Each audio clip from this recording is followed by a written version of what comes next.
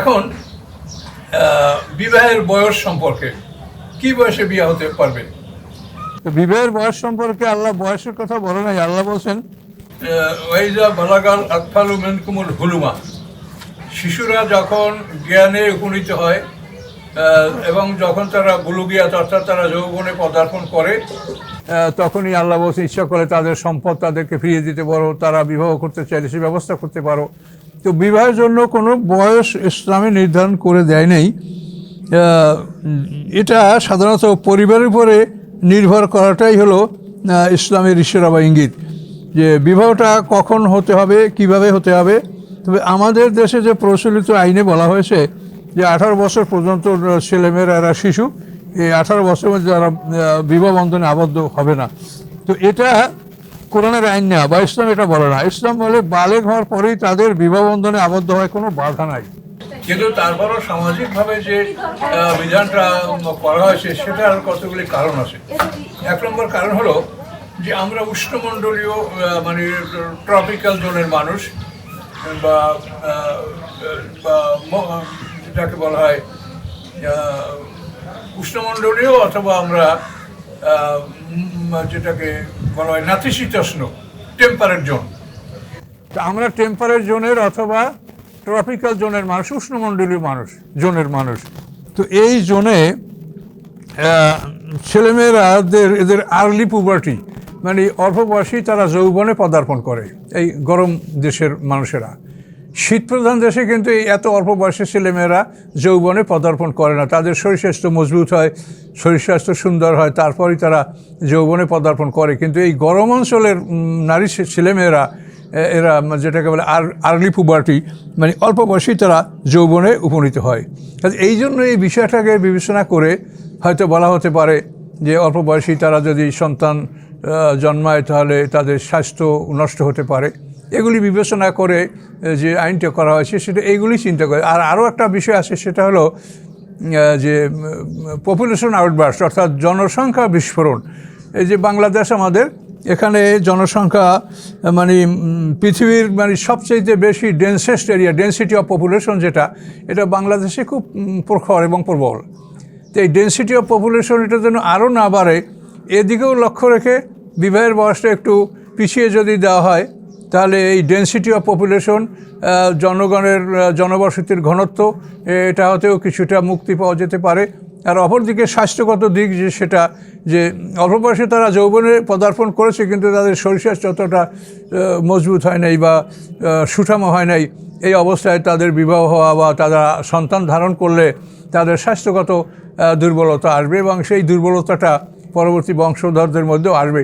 এইসব বিষয় বিবেচনা করে কিন্তু বলা হয়েছে যে 18 বছরের কমে ছেলেমেয়েদের বিবাহ বন্ধনে আবদ্ধ না হওয়া উচিত। কিন্তু বিষয়টা ইসলাম এটা বলে না। ইসলাম বলেছে যে এটা তোমাদের নির্ভর, তোমরা এটা দেখে শুনি করবে। বিশেষ করে গার্ডিয়ানরা, আমাদের সমাজে যে গার্ডিয়ান আছে, ছেলেমেয়েদের অভিভাবক আছে, তারা যদি সচেতন হয় তো এইটা মনে হয় যে আইনের দিকে আমাদের যেতে হয় না। গার্ডিয়ান যদি লক্ষ্য রাখে তার সন্তানদের প্রতি, কড়া দৃষ্টি দেখে, তাহলে তারা বুঝতে পারবে যে আমার সন্তানের এখন কোন অবস্থা, এই অবস্থায় তাকে বিবাহ দেওয়া ভালো, আর বিবাহ না দিলে কি শিখে অন্যায় পথে প্রবেশ করবে। এটা যদি তারা অনুভব করে, তখন সেই হিসেবে তারা ছেলেমেয়েদের বিবাহ বন্ধনে আবদ্ধ করবে, তাদেরকে বিবাহ দিবে। আমার মনে হয় যে এইটা সবচেয়ে যুক্তিসঙ্গত, যে এই বিষয়টা পরিবারের উপরে নির্ভর করা উচিত। কিন্তু আমাদের সে পরিবারের লোকগুলি কিন্তু অধিক পরিমাণে তারা মূর্খ, বা তারা এই সমস্ত সচেতনতা তাদের মধ্যে না থাকার কারণে কিন্তু এই ভুলটা হচ্ছে। কিন্তু এই জন্য পরিবারের মধ্যে এটা একটা প্রশিক্ষণ থাকা উচিত যে কোন বয়সে ছেলেমেয়েদেরকে বিয়ে দেওয়া ভালো, কোন বয়সে বিয়ে দেওয়া ভালো না। এটা একটা প্রশিক্ষণের ব্যবস্থা থাকলে পারিবারিকভাবে যদি নিয়ন্ত্রণ করা হয়, এইটাই সবচেয়ে ভালো হয়। যে কী বয়সে একটা ছেলেমেয়ের বিবাহ হওয়া উচিত, এটা পরিবার নির্ধারণ করবে, এটাই হওয়া উচিত। তো এখন এই ব্যাপারে যেটা শরীয়তের দৃষ্টিকোণ, সেটা হচ্ছে এই যে কোনো ছেলেমেয়েরা খুব অল্প বয়সেই তারা সুন্দর স্বাস্থ্যের অধিকারী হয়ে তারা যৌবনে পদার্পণ করে, এবং তাদেরকে যদি 18 বছর আগে বিবাহ বন্ধনে আবদ্ধ না করা হয়, তারা কোনো পাপে লিপ্ত হতে পারে, এরকম সম্ভাবনা আছে। কাজে এই ক্ষেত্রে যদি আইন করে তাদের বিবাহ বন্ধ রাখা হয় এবং তারা পাপে লিপ্ত হয়, তো এই পাপটা কার ঘাড়ে আসবে সেটা আপনারাই বোঝেন। এই পাপটা কার ঘাড়ে চাপবে তখন? তো এই জন্য ইসলামের দৃষ্টিকোণ যেটা, সেটা হলো বলা হয়েছে তো বালেগ হলেই তাদের সম্পদ হস্তান্তর করো, তাদেরকে বিবাহ ব্যবস্থা করে দাও, যদি ইচ্ছা করে এগুলি তোমরা করো।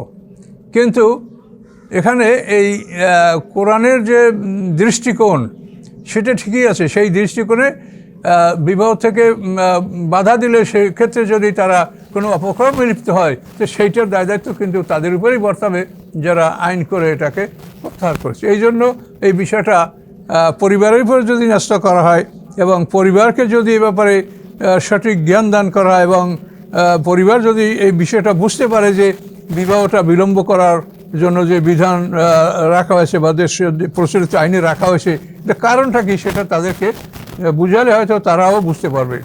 আর সকল ছেলে মেয়েদেরকেই যে 18 বছরের আগে বিয়ে দিতে হবে তা না। এটা হলো তাদের, যেটা আমি বলেছি, তাদের স্বাস্থ্যগত যোগ্যতা, তাদের চলাফেরার গতিবিধি, পরিবেশ, এটার উপরে সেটা নির্ভর করবে। আসসালামু আলাইকুম। সম্মানিত সুধীমণ্ডলী, আজকে আমাদের আলোচ্য বিষয় ইসলামে বিবাহ। এই বিবাহ সম্পর্কে আল্লাহ তাআলা কোরআনে কি বলেছেন সেটা আমরা আলোচনা করব ইনশাআল্লাহ। তো কোরআনে আল্লাহ সকল বিষয় বিস্তারিত বর্ণনা করেছেন। এটা আল্লাহ একাধিক জায়গায় বর্ণনা করেছেন। অকুল্লা শাইয়ান ফাসসালনাহু তাফসীলা। কাজে বিবাহ মানব জীবনের একটা অবিচ্ছেদ্য অংশ, যেটাকে মানে অপরিহার্য। কাজে এ বিষয়েও আল্লাহ তাআলা কোরআনে আমাদেরকে বেশ কিছু নির্দেশনা দিয়েছেন। তো বিবাহ এমন একটা বিধান যে এই বিবাহ করা ফরজ, কারোর জন্য ওয়াজিব, কারোর জন্য সুন্নাত, আবার কারোর জন্য এই বিবাহ করা হারাম। একই বিধান বিবাহ, কিন্তু এটা কারোর জন্য ফরজ, কারোর জন্য ওয়াজিব, কারোর জন্য সুন্নাত, কারোর জন্য হারাম। এটা এরকম কেন হলো? এটা হলো মানুষের প্রকারভেদ, মানুষের বিভিন্নতা। এই বিভিন্নতার কারণে এই আইনের প্রয়োগেরও বিভিন্নতা দেখা দিয়েছে। তো এটার কারণ কি আমরা কোরআন থেকে এটা উল্লেখ করছি। আউযু বিল্লাহি মিনাশ শাইতানির রাজিম। বিসমিল্লাহির রহমানির রহিম। ওয়ালাকাদ কাররামনা বানি আদম ওয়া হামালনাহুম ফিল বাররি ওয়াল বাহরি ওয়া রাযাকনাহুম মিনাত তাইয়্যিবাত ওয়া ফাদ্দালনাহুম আলা কাসীরিম মিম্মান খালাকনা তাবদীলা। বনী ইসরাঈলের 70 নম্বর আয়াত। আল্লাহ বলেন, আমি আদম সন্তানদেরকে সম্মানিত করে সৃষ্টি করেছি, তাদেরকে আমি জলে স্থলে বহন করেছি, তাদেরকে আমি পবিত্র বস্তু হতে খাদ্য দান করেছি এবং তাদের অনেককে অনেকের উপরে বহুগুণ অনুগ্রহ দান করেছি। এখানে হলো মূল বিষয়টা, তাদের অনেককে অনেকের উপরে বহুগুণ অনুগ্রহ আমি দান করেছি, আল্লাহ বলেছেন। তাহলে অনুগ্রহের ক্ষেত্রে সবাই আল্লাহর অনুগ্রহ সমানভাবে লাভ করতে পারে নাই।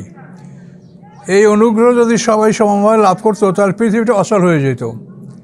সমস্ত মানুষ যদি ধনী হতো, সমস্ত মানুষ যদি জ্ঞানী হতো, তাহলে পৃথিবীতে এই যে একটা সমাজ চলছে, ধনী গরিব এই মিলে সমাজের শ্রমিক শ্রেণী, লেবার শ্রেণী, তারপর এইভাবে কে মাছ ধরবে, কে মুসি হবে, কে মেথর হবে, কে রাস্তা নির্মাণ করবে, কে কাঠ ফাড়বে, এই যে মানুষের বিভিন্নতা, দরিদ্রতা এবং জ্ঞানের স্বল্পতা, এগুলি যদি না হয়ে সমস্ত মানুষ জ্ঞানের দিক থেকে আল্লাহর অনুগ্রহ যদি সমানভাবে সবাই লাভ করত, তাহলে সমাজটা অচল হয়ে যেত। এটা কোরআন থেকে আল্লাহ অন্য জায়গায় বলেছেন, লিয়াত থেকে যা বায়াজুম বায়াজান সুখরিয়া। আল্লাহ বলছেন যে যাতে তারা একে অপরকে কাজে লাগাতে পারে। সাক্ষার মানে তাস্কির, অনুগত করা, যাতে তারা একে অন্যকে একে অপরকে অনুগত করতে পারে, তাকে কাজে লাগাতে পারে। এই জন্য আল্লাহ তাআলা মানুষকে এই ব্যবধান করে সৃষ্টি করেছেন। তো এই ব্যবধানের কারণে এই বিবাহের বিষয়টা ব্যবধান হয়েছে, সৃষ্টিগত ব্যবধান। আল্লাহ সবাই শারীরিক যোগ্যতা একই রকম করেননি, সবাইকে একই রকম জ্ঞান দান করেন নাই, সবাইকে একই সম্পদ দান করেন নাই।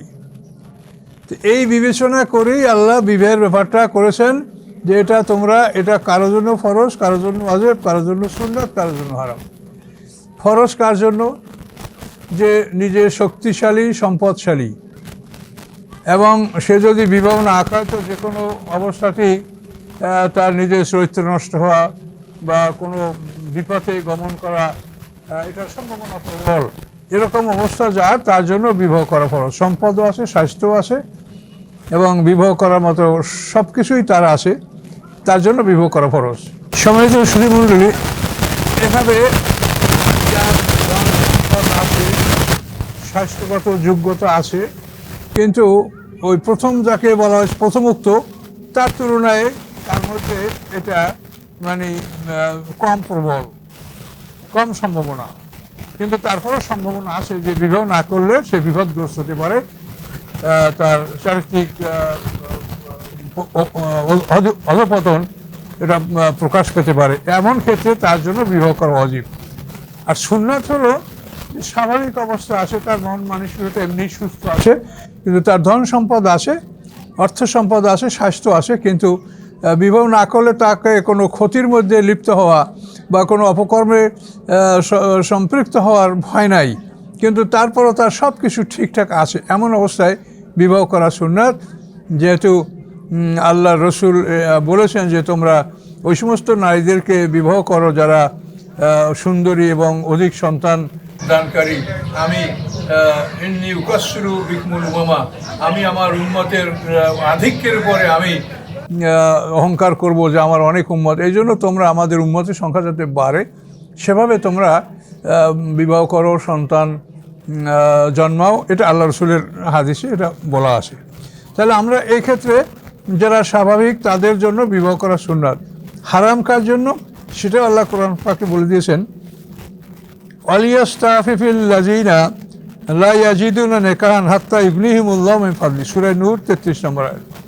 আল্লাহ বলেন তারা যেন বিবাহ থেকে বিরত থাকে যারা বিবাহ সংগ্রহ করতে পারে, অর্থাৎ বিবাহের জন্য যে যা কিছু প্রয়োজন এটা সংগ্রহ করতে পারে না যারা, তারা যেন বিবাহ থেকে বিরত থাকে। এটা আল্লাহ বলে যে হাত্তা ইগনিহিমুল্লাহু মিন ফাদলি, যতক্ষণ না আল্লাহ তাআলা তার স্বীয় অনুগ্রহ দ্বারা তাকে সাহায্য করেন, তাকে অভাবমুক্ত করেন। আল্লাহ তার অভাবমুক্ত না করা পর্যন্ত সে যেন বিরত থাকে, সে যেন অবৈধ উপায়ে বীর্যপাত না ঘটায়। এটা আল্লাহ তারা বলে দিয়েছেন যে বিবাহের ব্যবস্থা যাদের নাই তারা বিবাহ থেকে বিরত থাকবে। তো এই জন্য আল্লাহ তালা এই বিবাহটা ফরজ, ওয়াজিব, সুন্নাত এবং হারাম এটা তার বিধানে এটা রেখেছেন। এরপরে আল্লাহ বলছেন যে যারা যোগ্য তারা কি করতে পারবে, ফানকিউ মা তাবা লাকুম মিন নিসাই মাসনা সুলাসা রুবা। আল্লাহ বলেছেন এতিমদেরকে বিয়া করে যারা ন্যায় বিচার করতে পারবে না, এই শঙ্কা যাদের মধ্যে আছে তারা এতিমদেরকে বিয়া করবে না। এতিমকে বাদ দিয়ে অন্য নারী যারা আছে তোমাদের পছন্দনীয় নারীদের মধ্যে হতে তোমরা 2 অথবা 3 অথবা 4 তোমরা বিয়া করতে পারো। এখানেও আল্লাহ তাআলা এতে শেষে বলেছেন যে তোমাদেরকে 4 বিয়ার জন্য অনুমতি দেওয়া হলো, ফাইন খেফতুম আল্লাহ তাআদিলু ফাওয়াহিদাতান, যদি তোমরা ভয় করো যে তোমরা ন্যায় বিচার করতে সক্ষম হবে না তাহলে তোমরা এক বিবাহই করবে। আও মামালাকাত আইমানুকুম, অথবা তোমাদের দাসীর উপরে তোমরা নির্ভরশীল হবে। তাহলে একাধিক বিয়ের জন্য ন্যায় বিচারকে শর্ত রাখা হয়েছে যে ন্যায় বিচার করতে না পারলে তুমি একাধিক বিয়া করবে না, এটা আল্লাহ কোরআনে বলে দিয়েছেন। তো এই জন্যই দেখেন আল্লাহ বলছেন যে ওয়ালান আউযুবিল্লাহি মিনাশ শাইতানির রাজিম ওয়ালান তাস্তাতিউ আন তা'দিলু বাইনান নিসা ওয়ালাউ হারাসতুম। আল্লাহ বলছেন তোমরা যদিও একান্তভাবে কামনা করো তবুও তোমরা নারীদের মধ্যে ন্যায় বিচার করতে সক্ষম হবে না। কোনো দিক না কোনো দিক কোনো নারীর প্রতি তোমাদের মন ঝুঁকে যাবে, এটাকে তুমি ঠেকাতে পারবে না। কাজেই মানুষের মন মানুষ সৃষ্টি করছেন আল্লাহ, তিনি জানেন, তিনি বলেছেন যে তোমরা নারীদের মধ্যে ন্যায় বিচার করতে পারবে না, যদিও তোমরা একান্তভাবে চেষ্টা করো, কোনো না কোনো নারীর প্রতি তোমরা আকৃষ্ট হয়ে পড়বে। এটা সূরা নিসার 129 নম্বর আয়াতে আল্লাহ বলেছেন। তা আল্লাহ সব কিছু আমাদেরকে পরিষ্কার করে দিয়েছেন। এই সব কিছু বিবেচনার মধ্যে রেখেই আমাদের এই বিবাহ ব্যবস্থাটা আল্লাহ কোরআনে যা আছে সেভাবে আমাদেরকে মেনে নিতে হবে।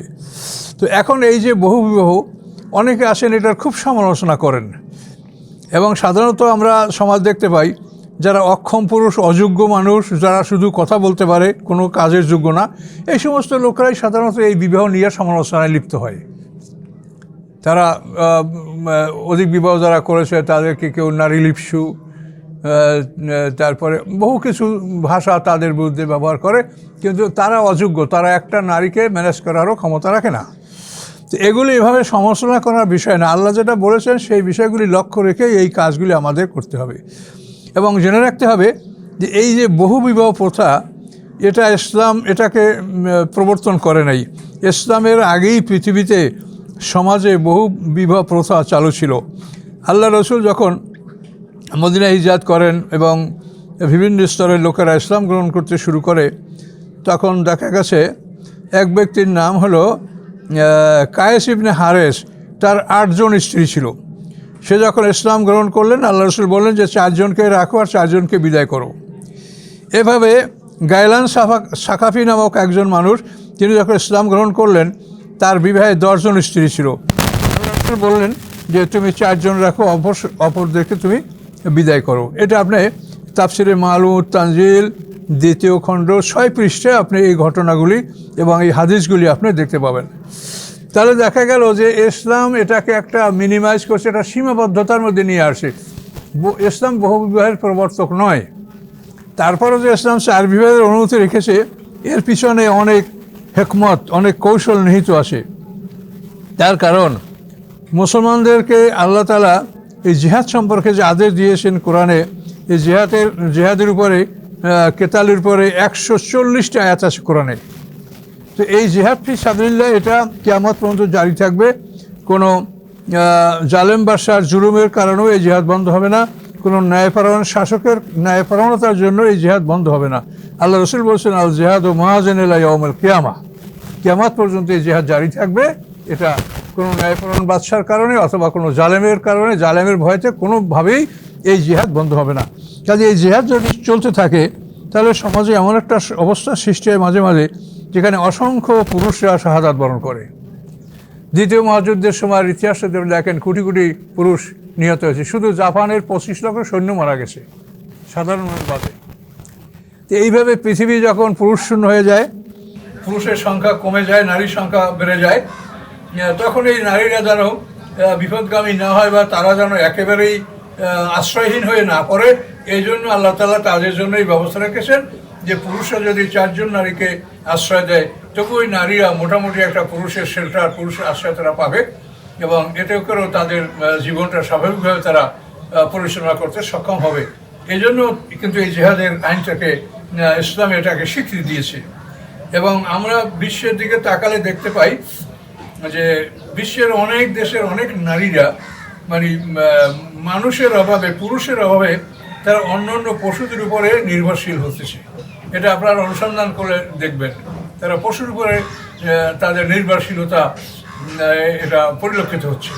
তো এগুলি মানুষ সম্মানিত, কাররামনা বনি আদম, আল্লাহ বলেছেন আমি বনি আদমকে অত্যন্ত সম্মানিত সৃষ্টি হিসেবে আমি তাদেরকে গণ্য করেছি।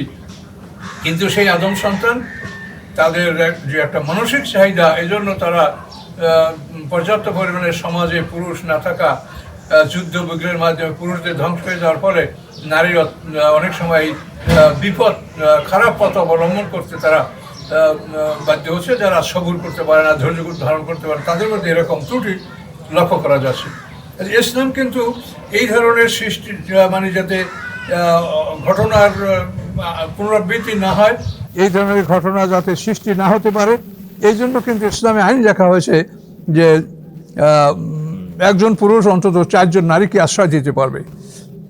তো এই বিধানগুলি, ইসলামের প্রত্যেকটা বিধান যদি আপনি বিবেচনা করেন, তাহলে দেখবেন এর পিছনে কোনো না কোনো হিকমত নিহিত রয়েছে। কাজে ইসলামের যে বহুবিবাহ প্রথা, এটা কম্পালসারি করেন নাই। বিবাহের ব্যাপারে কোনোটাই আল্লাহ কম্পালসারি করেন নাই, শুধু বিধানটা দিয়েছেন এখন তোমরা তোমাদের জ্ঞান অনুযায়ী এটা সদ্ব্যবহার করবে।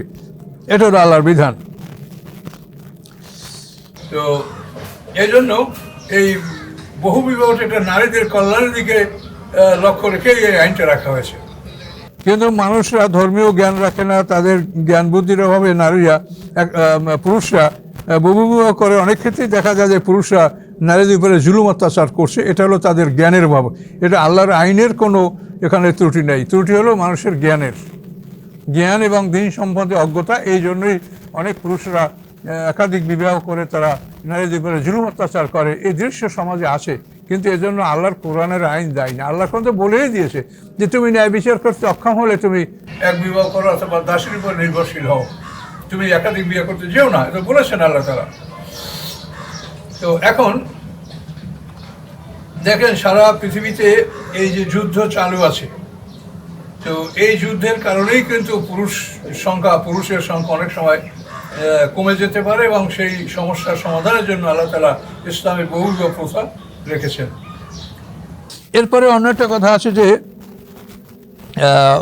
নাবালক শিশুদের বিবাহের ব্যাপারে এটা শরীয়তে বিধান আছে যে একমাত্র পিতা এবং দাদা যদি নাবালক সন্তানদেরকে বিয়ে দেয় তাহলে এটা তারা দিতে পারবে, এবং এই বিবাহটা শেষ পর্যন্ত এটা টিকবে, এটাকে ভঙ্গ করার কোনো বিধান রাখা হয় নাই।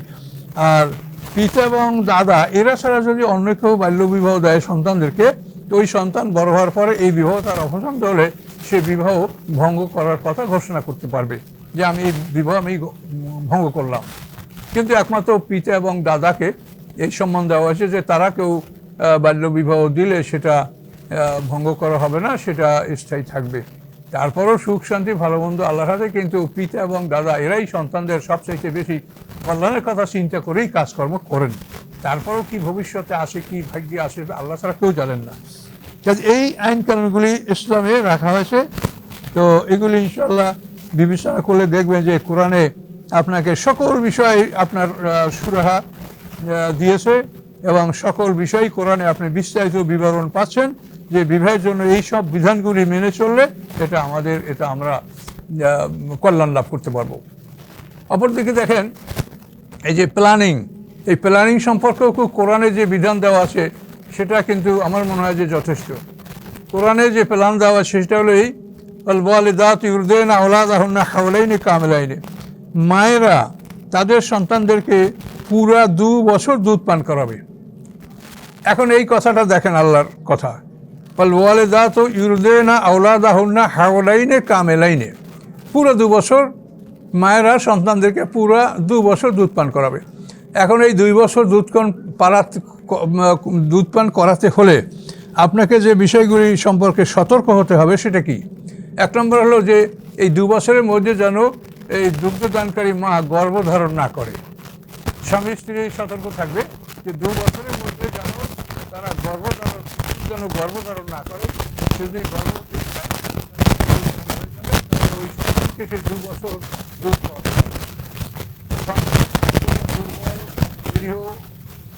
এবং এই সন্তানকে আল্লাহ তাআলা 2 বছর দুধ পান করাতে বলেছেন, কিন্তু যদি সেই দুধ আপনি পান করানো থেকে বঞ্চিত করেন সন্তানকে, যেটা আপনারও ক্ষতি, সন্তানেরও ক্ষতি, সন্তানের স্বাস্থ্যগত দিক দিয়ে ক্ষতি হবে।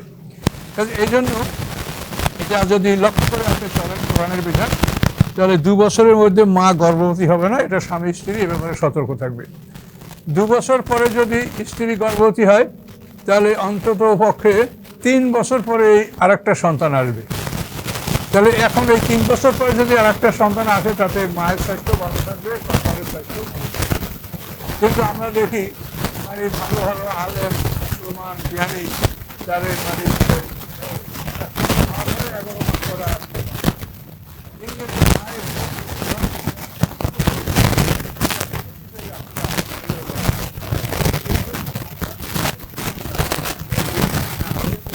করিয়েছে আমাদেরই ভোগান্তি। তো আল্লাহ যেটা বলছেন যে এইভাবে যদি মায়েরা এবং স্বামী স্ত্রী সচেতন হয় তাহলে আল্লাহর বিধানে যে প্ল্যানিংটা সেই প্ল্যানিংয়েই একজন নারী অন্তত 3 বছর পরে একটা সন্তান প্রসব করবে, এটা আল্লাহর বিধানে, এটা স্পষ্ট। কাজে এভাবে করলে তাতেও সমাজে একটা প্ল্যানিং হয়, এবং এই যে বিবাহ করতে পারে না তারা যেন বিবাহ না করে, এটা তো বিধান। এই জন্য বিবাহের ক্ষেত্রে উচিত যে বিবাহ করার আগে যখন এই বিবাহ রেজিস্ট্রেশন করা হবে তখন ওই বিবাহকারী যে বিবাহ করবে তার সম্পত্তির একটা হিসাব নিকাশ কাজী অফিসে জমা দিবে, এটা আইনগতভাবে থাকা উচিত, যাতে কাজী জানতে পারে বা রাষ্ট্রপক্ষ জানতে পারে যে এই লোকটা বিবাহ করতে যাচ্ছে, তার স্ত্রীকে ভরণ পোষণ দেওয়া, সন্তান জন্মিলে তাকে মানুষ করার এই ক্ষমতা আছে কিনা। এগুলি আইনগতভাবে করলে মনে হয় যে এইটাই কোরআনের প্ল্যানিংটাই ভালো প্ল্যানিং হয়। তার কারণ একটা মানুষের যোগ্যতা নাই, সে বিয়ে করবে, বিয়ে করে স্ত্রীকে রাস্তায় খোয়া টানতে পাঠাই দেবে আর নিজে মাতুব্বারি করবে। এইরকম বিয়ে করার অনুমতি তো আল্লাহ দান করেন নাই। এই বস্তিতে, গ্রামে, গার্মেন্টসে, বিভিন্ন জায়গায় এই ধরনের লম্পট টাইপের মানুষেরা এইভাবে অনেকগুলি বিয়া করে, স্ত্রীদেরকে খাটায় এবং নিজে বসে বসে খায়। এটা তো আল্লাহর কোরআনে এটা অনুমতি দেওয়া হয় নাই। আল্লাহর কোরআনে বিবাহের জন্য যেটা বলা হয়েছে যে তোমাকে যদি আল্লাহ তাআলা তার সম্পদ দ্বারা সম্পদশালী না করে ততক্ষণ পর্যন্ত তুমি নিজেকে পবিত্র রাখো, তুমি নিজেকে পবিত্র রাখো, তুমি সংবরণ করো, তুমি ধৈর্য ধারণ করো। কিন্তু সমাজে এগুলির কোনো তদারকি নাই। কাজে এগুলি কিন্তু অনেক আইনই তো করা হচ্ছে, কিন্তু এগুলিও কোরআনের দৃষ্টিকোণে, কোরআন থেকে লক্ষ্য রেখে এই আইনগুলি করা হলে সমাজের যে একটা মানে ভারতবর্ষ এবং সমাজের যে একটা পরিবেশ নষ্ট হওয়া, এই বস্তি পরিবেশ, যারা বস্তি তারাও মানুষ, কিন্তু তাদের যে পরিবেশটা খারাপ, এই খারাপ পরিবেশটা কেন সৃষ্টি হচ্ছে? এটা হচ্ছে আমাদের তাদের প্রতি যে আইনগতভাবে যে বিষয়গুলি লক্ষ্য রাখা হচ্ছে, সেগুলির প্রতি লক্ষ্য রাখে তারা ফ্রিভাবে যায় উচিত। এই জন্য এইসব বিষয়ে যদি দৃষ্টি দেওয়া হয় তাহলে আমার মনে হয় যে সমাজের অবস্থার কিছুটা উন্নতি হতে পারে। তো এই জন্যই এইসব বিষয়গুলি আমি অনুরোধ করব যে আপনারা যারা দায়িত্বশীল আছেন তারা এইসব ব্যাপারে চিন্তা ভাবনা করেন। বিবাহের বিষয়টা আল্লাহ কোরআনে কি বলেছে, সন্তান লালন পালনের ব্যাপারে কি বলেছে, সেইভাবে এটা পালন করা হচ্ছে কিনা, এইভাবে নারী পুরুষদেরকে, স্বামী স্ত্রীদেরকে সেইভাবে আপনারা আইনের আওতায় আনেন। এবং বিবাহের জন্য আমি মনে করি যে বিবাহ করার আগেই তার সম্পদের একটা তালিকা অফিসে জমা দেওয়ার একটা বিধান থাকতে হবে। এই সম্পদের মালিক সে এই বিবাহ করতে পারবে কিনা বা দ্বিতীয় বিবাহ করতে পারবে কিনা, এটার জন্য একটা বিধান থাকা উচিত। কিন্তু এগুলি নাই। আমরা অন্য দিকে বিভিন্ন চেষ্টা করছি, তাতে আমাদের সমাজের আমরা মানে পরিস্থিতির যে একটা পরিবর্তন এটা আমরা ঘটাতে পারছি না। তো এই জন্য এই বিভিন্ন দিক আলোচনা কোরআনে যেটা আছে সেই হিসেবে আমি আপনাদের কাছে পেশ করলাম। তো আশা করি আপনারা এটা মূল্যায়ন করবেন আর নিজেরা শুনবেন, অন্যকে শোনার জন্য ব্যবস্থা করে দেবেন। আসসালামু আলাইকুম রহমতুল্লাহ।